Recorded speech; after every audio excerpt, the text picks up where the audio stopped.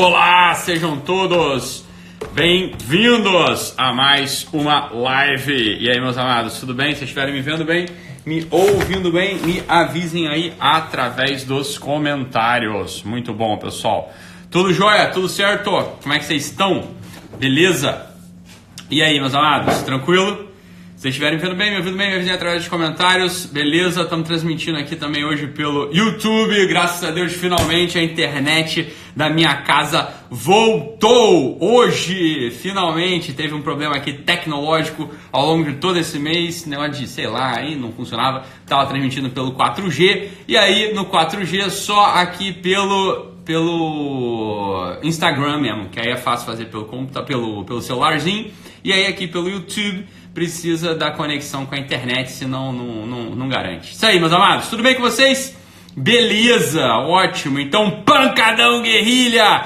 Cara, impressionante, hein? A coisa decolou. A quantidade de inscrições ontem foi realmente fenomenal. Foi fenomenal, impressionante. Tem muita gente inscrita aí, pessoal. Fiquem calmos, cara. Vocês são, ansiosos demais. Puta merda, vocês deu um negócio, você botavam lá o nomezinho de vocês lá e já queria que confirmasse. Tava demorando mais ou menos aí umas 4, 5 minutos. Teve gente que demorou mais, né? Mas todo mundo que se inscreveu e colocou o e-mail certo funcionou, né? Então todo mundo aí já... Todo mundo não. A galera que não se inscreveu, vocês são loucos de ficar de fora porque vocês não sabem o que a gente tá preparando. Foi o dia inteiro hoje com reunião atrás de reunião, conversa atrás de conversa, resolvendo o assunto do pancadão guerrilha. Aí o negócio foi do cacete, né? Vocês não têm ideia do que a gente tá preparando, vai ser épico mesmo. E não é modo de dizer não, vai ser mesmo assim, vai ser uma coisa nunca antes vista, vai ser um negócio impressionante. Então fiquem atentos aí, mais informações ao longo de todo esse período. Quem não está inscrito, inscreva-se, www.idolmarcili.com.br/pancadão. Então esse é o nosso link, beleza? Vocês, depois eu deixo mas deve ter, mas eu deixo lá nos stories também eu deixo... Ih, rapaz, tô sem áudio aqui. Não sei se tá ruim pra vocês o áudio ou não. Deixa eu ver. Beleza. Foi melhorou, né? Não sei. Show! Beleza, meus amados. Então, vamos falar aqui sobre o tema de hoje, que é um tema muito importante. Que é um tema mais contar uma história mesmo. Que é uma coisa que muita gente pede. Muita gente pede pra ouvir eu falar. Pede para me ouvir falar desse assunto aí, e é um tema que eu já queria conversar com vocês antes mesmo, que é o assunto de um itinerário que aconteceu na minha vida, que é uma coisa que pode interessar vocês, porque eu não vou ficar aqui, quer dizer, sempre é muito engraçado, né? Quer dizer, todo mundo de storytelling, todo mundo que conta a própria história, isso eu acho que é muito engraçado, assim, você vai, né, você sobe num palco lá, e aí você vai contar a história da tua vida, você vai contar como você chegou até certo lugar. Você sempre tem começado num lugar muito triste, né? Então você vai escolher assim o pior ponto da tua história para tu começar a contar a história. Então se eu fosse contar, né? Se eu fosse cair nessa, eu fosse começar a contar a minha história, eu ia começar a falar da minha mãe, que ficou órfã com 7 anos, aí veio lá de Portugal, com uma mão na frente e outra atrás, sei lá, ia escolher uma porra de um ponto desse para fazer todo aquele clímax, que no final das contas é a história mais comum hoje, é a história do pobrezinho que não tinha nada e venceu na vida, é a história do Lula, é a história do Napoleão, é a história dessa galera que não tinha nada e, né, contra tudo e contra todos foi um guerreiro e venceu na vida. Esse é um jeito de você, né, é um jeito de achar o eixo narrativo da própria história. Não foi o jeito que eu contei a minha história, não é o jeito que eu vejo a minha história, muito pelo contrário. Eu olho pra minha história e vejo assim, meu bicho, não faltou nada na minha história, assim, a minha história, foi uma história que, caramba, graças a Deus, olha que pessoa beneficiada que eu fui, olha que pessoa, né, que recebeu um monte de coisa aqui. A minha história é uma história, na verdade, nas contas, muito boa, né, é muito boa mesmo. Eu lembro do assunto quer dizer, desde muito novo, assim, eu lembro do meu pai, que é uma figura central na formação da minha personalidade, na formação do meu caráter. Eu diria que a figura mais central na formação da minha personalidade é meu pai mesmo. É um sujeito que eu podia escolher ali a história do meu pai ter quebrado várias vezes, do meu pai ter, de algum modo, tentado lá ser industrial, conseguiu, chegou a ser o segundo maior industrial e quebrou, o segundo maior industrial do Brasil e quebrou mesmo, ou seja, de tal modo que a gente nunca viu a cor desse dinheiro, de tal modo que a gente sempre, né, ficou até uma boa parte da nossa história tentando e não conseguindo. Eu podia escolher esse ângulo aí para contar, podia escolher todo o ângulo duríssimo ali da parte da época das dívidas, da época assim de não ter nada mesmo, da época de ter, sei lá, é uma coisa que não me marcou, eu só lembro, mas não me marcou absolutamente de eu usar a mesma calça, sei lá, da 5ª até a 8ª série, que eu não tinha dinheiro pra comprar calça. Mas e daí, sacou? Porra, foda-se, eu era uma criança, isso realmente teve impacto nenhum. Ó, sabe que é zero? Sabe que é zero impacto na minha história, essa porra teve. Eu não sei que as pessoas gostam de contar a história da sua vida pelo ângulo mais escroto, pelo ângulo mais triste, pelo ângulo de dificuldade. Porra, isso aqui é um cacuete mental que você tem que se livrar o quanto antes. Você não precisa escolher contar a tua história a partir desse ângulo. O que eu realmente lembro da minha história, o que eu realmente lembro da minha história de infância, foi daqueles ensinamentos que meu pai me deu, que, porra, por exemplo, né? E isso eu posso dizer, eu sempre tive um norte na minha vida, eu tive formação mesmo, eu tive berço, isso é uma coisa importante demais. Eu tô falando o seguinte, olha só, às vezes até faltava lá, faltou calça, sei lá, da 5ª até a 8ª série. Eu lembro de, porra, daqui, sei lá, que até que série foi, da 5ª e 6ª, 4ª, 5ª e 6ª série, sei lá, tudo que eu não lembro, porra. Eu só lembro que eu fiquei uns 2, 3 anos com a mesma calça, a calça começou a pescar siri, sacou? E eu não conseguia fechar mais aqui o negócio, porque, claro, a calça foi ficando apertada e eu era, porra, foda-se, tá entendendo? O que de fato formou minha personalidade, o que de fato eu tive, o que de fato eu recebi de berço foi meu pai, por exemplo. Lá a gente ia para uma casa de praia sempre, em São Pedro da Aldeia, e tinha uma menina lá, tadinha, uma menina que tinha uma lesão cerebral, ela tinha ali realmente um retardo mental, ela tinha uma lesão cerebral, ela tinha um atrasozinho, e aí as crianças, né, começavam, Roberto, as crianças elas começavam a zoar, começavam a implicar, ela tinha também uma queimadura no rosto, eu me lembro de uma queimadura no rosto, no pescoço, meu pai sempre virou para mim e falou assim, olha só, moleque, você vai ser dos que defendem essa criatura, você vai ser dos que são leais, você vai ser dos honrados, você nunca vai deixar ninguém cometer uma injustiça, ninguém tirar sarro da menina, porque ela é uma pobrezinha e você tem que ter a honra de defendê-la. Porra, cacete, você acha que isso não formou 1000 vezes mais a minha personalidade do que, sei lá, não ter carro, ou não ter calça, ou porra, ficou um tempo, né, precisando da minha madrinha pagar colégio, ou outro tempo que não tinha porra dinheiro nem pra comprar carne em casa, meu tio, tinha, sei lá, foda-se, que diferença isso fez? Que porra, que diferença que fez, entendeu? Tanto faz. Agora, as coisas que eu recebi de berço, né? Por exemplo, uma vez, o meu pai também, né? Tinha uns meninos lá na vila que, porra, eram uns malandrinhos, apareceram lá na vila, os malandrinhos, né? E aí, uma pessoa ouviu esses malandrinhos dizendo que estavam armando uma ali de noite pra gente, que esses caras iam fazer uma maldade. O pai falou assim, ó, você já tá grande, você vai lá, vai tirar satisfação com ele, você vai olhar pra cara deles e você vai expulsar esses moleques da vila, porque eles, né, são só um pouco mais velhos do que você, então você vai lá diante dos dois, que eram 2 moleques, e vai expulsar, porque você tem que defender as outras crianças da vila. Porra, caralho, foi a primeira vez que eu senti assim um tipo de terror. Falei, cara, eu fui desafiado aqui, tem os moleques mais velhos, são os moleques maus, são os moleques que apareceram aqui na vila, então falando que vão comer o cu das crianças. Moleque marginalzinho mesmo, você tá entendendo? Porra, os moleques falavam esse tipo de coisa, um monte de crianças, ela 7, 6 anos, moleque mais velho.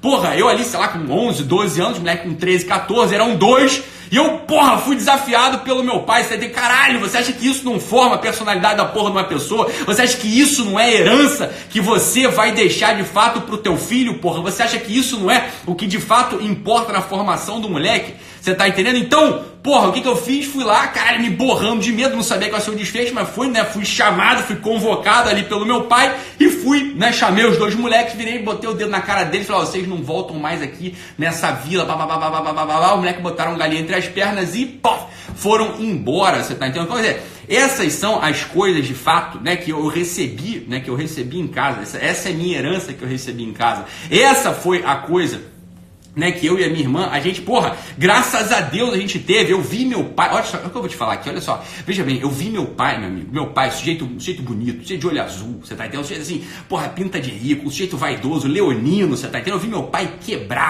meu pai quebrar financeiramente, eu vi todo mundo se virar contra o meu pai, eu vi ninguém apoiar a porra do meu pai na família, você tem tio pra cá, tio pra lá, fazendo piadinha, fazendo chacota, e meu pai jamais perdeu o sorriso na cara, né, jamais ficar ali, né, se fazendo de vítima, o caralho. Sabe o que meu pai fez, meu irmão? Meu pai botou também o orgulho entre as pernas, uma coisa que foi importantíssimo. Meu pai foi importantíssimo para a formação dele também, sobretudo para nossa, né, para mim e da minha irmã. Eu vi o meu pai orgulhoso, eu vi meu pai um sujeito assim, orgulhoso porque podia ser, meu pai um sujeito inteligente, médico, você tá entendendo? Um sujeito que era médico, mas foi ser industrial, quebrou na indústria, tem que voltar 15 anos depois, o meu pai precisou voltar para medicina, reconstruir uma carreira do zero, já tendo sido o segundo maior industrial do Brasil, sem ter dinheiro pra porra nenhuma. Eu vi o meu pai ir de Fusca pro Souza Aguiar. Minha mãe passava com a gente, deixava meu pai de Fusca no Souza Aguiar, você tá entendendo? Que é um hospital aqui do Rio de Janeiro, para ser estagiário de um serviço de ortopedia, para não ganhar porra nenhuma, você tá entendendo? Para começar a reconstruir a vida da própria família. Meu pai muito orgulhoso, ele chegou lá no topo, caí e foda-se, você tá entendendo? Meu pai acordava, sorria, acordava a hora que fosse, você tá entendendo? Pra trabalhar. Aí minha mãe deixava a gente numa porra do colégio e subia pra Petrópolis lá pra tocar o negócio dela. Então esse sujeito foi o sujeito que me formou. A herança material, eu vou te dizer uma coisa, foda-se a herança material. Então se você tem, se você não tem, foda-se depois. O meu pai é o sujeito que, né, sem ter porra nenhuma, você não tinha dinheiro, na época não tinha porra nenhuma, ele teve que reconstruir a carreira do zero. Sabe o que meu pai fez? O meu pai botou o orgulho, sujeito orgulhoso. Meu pai é um sujeito orgulhoso porque podia ser orgulhoso, né? Que nem os outros que acham que são orgulhosos e não tem merda nenhuma, não. Meu pai de fato era um sujeito que podia. Você tá entendendo? Porque é um sujeito capaz, um sujeito competente, um sujeito bonito, um sujeito forte, um sujeito honrado, um sujeito sorridente, um sujeito alegre. Eu vi ele botar o orgulho entre as pernas e ir ser médico de piscina, você tá entendendo? Meu pai foi médico de piscina no recomeço. Meu pai com cabelo branco, meu pai com 2 filhos já velhos, meu pai com mulher, com esposa, com toda a família ali olhando pra cara dele. Meu pai é um sujeito com orgulho, com brilho, tendo que ser médico de piscina. Por quê? Porque aquele dinheiro pingado botava comida na nossa casa. Então eu vejo um monte de filho da puta aí, um monte de filho da puta que põe a carga financeira em cima da mulher porque tá ali com ideias, tá ali, né, com business plan, tá ali com ideias pra caralho na cabeça e não tem a honra de, dirigir a merda do Uber, não tem a honra de vender a porra de uma pipoca, a honra de vender a porra, né, de ser garçom num restaurante pra trazer dinheiro vivo pra dentro de casa pra aliviar a porra do peso da outra pessoa, você tá entendendo? Isso é o que homem faz, isso é o que forma personalidade de criança, isso é o que de fato inspira os demais, isso é o que faz o que o sujeito seja. Eu tive isso na minha casa e dou graças a Deus. Foda-se a herança, foda-se eu tive herança ou não, foda-se teve dinheiro ou não, só, isso eu tive, isso é a maior coisa que eu pude ter na minha vida. Eu vi a porra do meu pai, tá entendendo? Quebrado, com um sorriso no rosto, voltando a trabalhar, tá botando o orgulho no bolso e fazendo o que tinha que fazer, mantendo aquele sorriso na cara, mantendo a esperança e sempre, jamais jogando o peso para dentro de casa, jamais jogando o peso para cima da minha mãe, jamais, né, descontando as coisas na gente. Então, olha só, então tu não tem desculpa, você tá entendendo? É isso que eu tô querendo dizer, não tem desculpa. Isso todo mundo pode ter, isso todo o sujeito pode oferecer, isso todo mundo pode dar. Você pode dar isso para toda a tua comunidade, sabe? Então foda-se se você tem dinheiro ou não.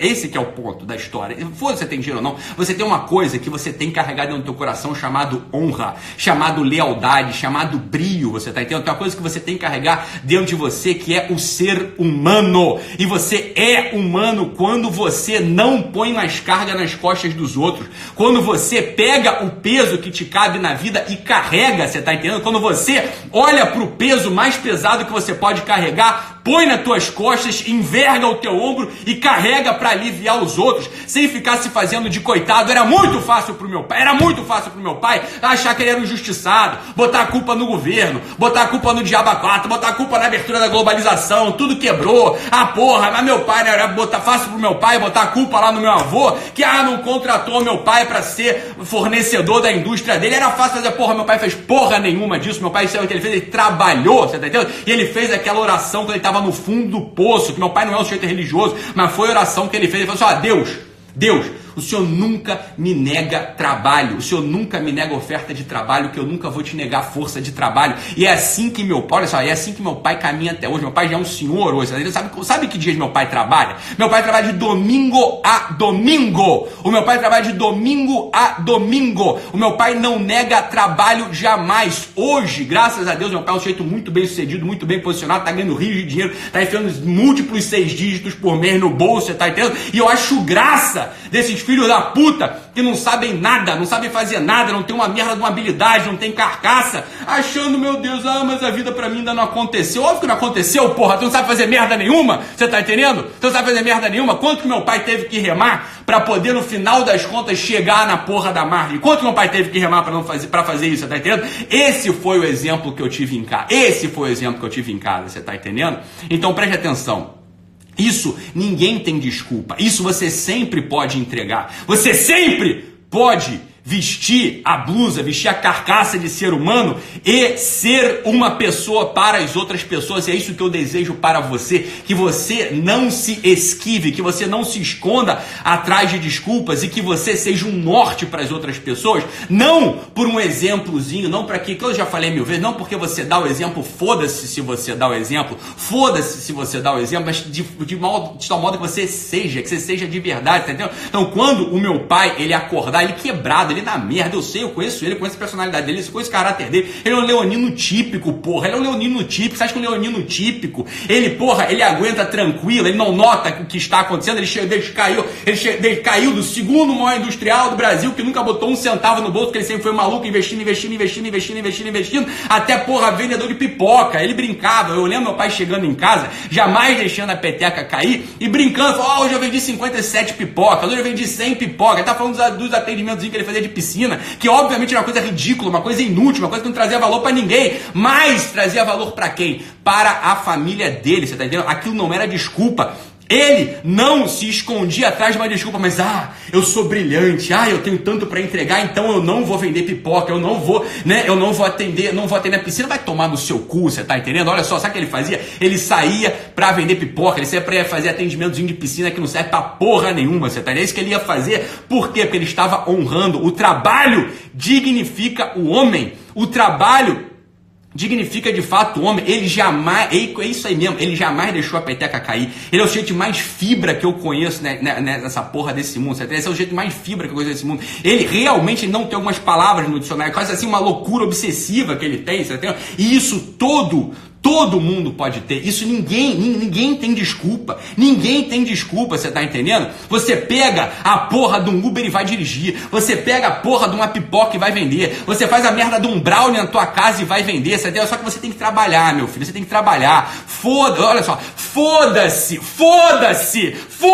que você é um sociólogo com PhD na Sorbonne, porra! O meu pai tinha sido o segundo maior industrial do Brasil. Meu pai era a porra do médico formado em universidade pública. Meu pai é inteligente pra caralho. Ele ficou vendendo pipoca, ele ficou fazendo atendimento de piscina até poder tirar a família do buraco, porra! E você sabe, quando eu olho pro meu pai, que eu vejo um homem, porra, eu vejo um homem de verdade, aquela porra de fato é exemplo. Você olha pra aquilo e você, querendo ou não, você vê um sol na tua frente, porque ele tá mesmo iluminando os outros, você tá entendendo? Agora, se ele ficasse se achando fodão, se ele ficasse se escondendo, se ele ficasse achando, né, que não, agora eu não posso, agora eu vou aqui, né, eu vou fazer, sei lá, um business plan, vai pra puta que o pariu. Sabe o que ele ia ter feito? Ele ia ter apagado a luz do ser humano que tinha dentro dele, você tá entendendo? Ele de fato é um homem. Então olha só, é um exemplo que eu tive em casa, podia não ter tido, mas eu tive, você tá entendendo? Agora, foda-se se você teve esse exemplo em casa ou não, você seja esse exemplo, você seja essa pessoa, você seja essa pessoa que você não se esconde. Não se esconda atrás de ilusões. Não se esconda atrás de ilusões. Mergulhe no fluxo do trabalho. Mergulhe no teu serviço. Mergulhe no teu dever. Mergulhe no dia a dia. Faça o que você tem que fazer, porra. E a primeira coisa que você tem que fazer é o teu dever de Estado, que é sustentar os seus. Economicamente, fisicamente, espiritualmente. Você é esse sujeito, você tá entendendo? Você, homem, mulher, independente da idade que você tenha, se você não faz isso, você não entrou no jogo da vida ainda, você está se escondendo, você ainda não está nos titulares, você não está no campo, você não está nem no banco do reserva, porra, você não foi nem convocado ainda, merda, entendeu? Então, entre em campo, sirva, trabalhe, seja útil e não encha o saco. Meus amados, é isso. Fiquem com Deus.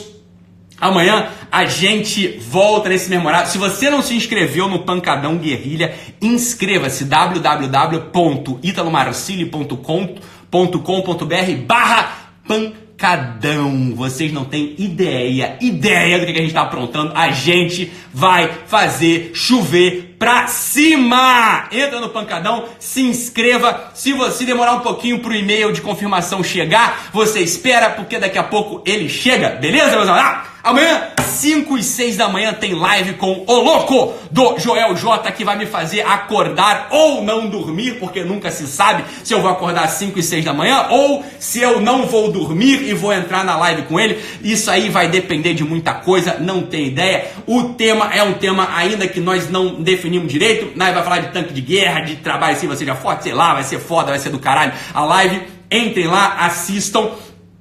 5 e 6 da manhã, loucura, horário de louco, né? Você tá entendendo? Então é isso aí mesmo. Não vai ficar salva essa live, né? A live não vai ficar salva, ou você entra na hora ou não entra nunca mais. Muito bom, meus amados. Fiquem com Deus. Um abraço e até amanhã. Tchau, tchau.